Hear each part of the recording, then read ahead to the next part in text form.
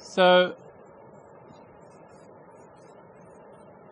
the only video that I've ever posted on YouTube that actually was somewhat successful was a video about a near-death experience which I may or may not have had in the end. And because in the video I couldn't give any concrete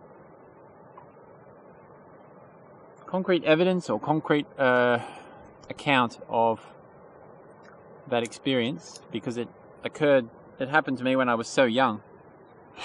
Because of that, I noticed that a lot of people were just quitting the video once I sort of admitted to that fact that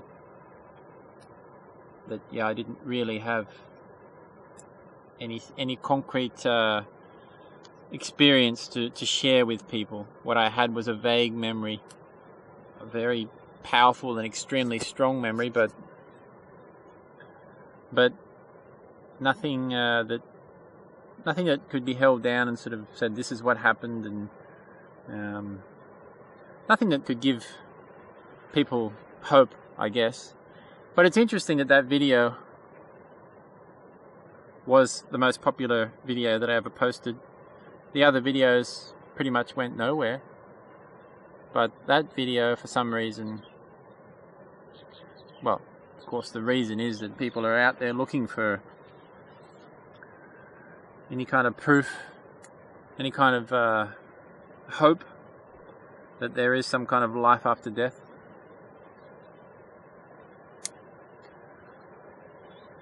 But I don't think that we actually need hope. I don't think we need to have hope in a life after death. And I'll tell you why. I mean, I've talked about this before, but maybe if I can think of a good name for this video, maybe more people will listen to what I have to say about death.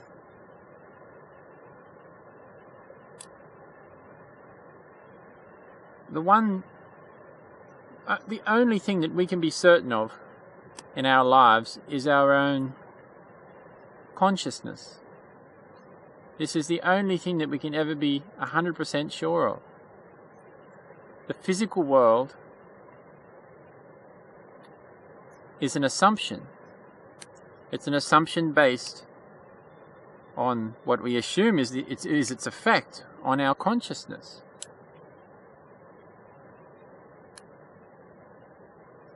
The fear that people have of death, what is that? What is this death? This materialistic death that we're afraid of? It's the idea that when we die, that's it, we're nothing. We're just our body, and the body dies, so we die, our consciousness dies along with it. That's the nitty-gritty of what we're afraid of in today's modern society.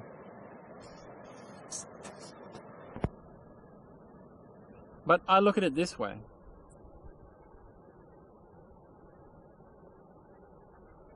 Why are we afraid of losing our consciousness when our consciousness is the only thing that we can truly be certain of? Is it logical to believe that something we're less certain of, i.e. the physical world, will outlive the thing that we're more certain of, i.e. our conscious world? Is that logical? Is it logical to believe that something we're less certain of will outlive something we're more certain of? I don't know.